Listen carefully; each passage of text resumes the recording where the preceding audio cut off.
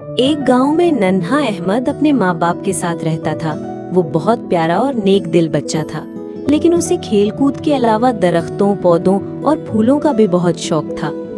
एक दिन वो गांव के बाहर एक सुनसान मैदान में गया, जहाँ एक बूढ़ा सा दरख्त खड़ा था।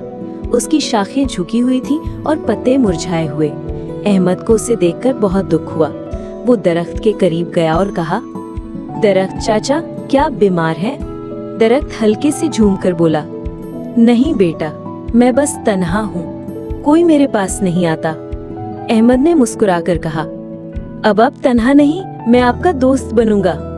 उस दिन के बाद अहमद रोज उस दरख्त के पास जाता, कभी पानी देता, कभी बातें करता, कभी उसके नीचे बैठकर कहानियां सुनता।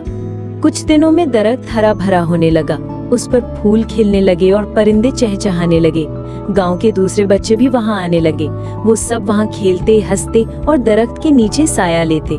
फिर एक दिन दरख्त ने अहमद से कहा, बेटा, तुमने मुझे जिंदगी का सबसे कीमती तोहफा दिया है, दोस्ती और मोहब्बत। अहमद मुस्कुराया और बोला, दरख्त चाचा, जो चीज हम दूसरों को देते हैं वही लौटकर हमारे पास आती है।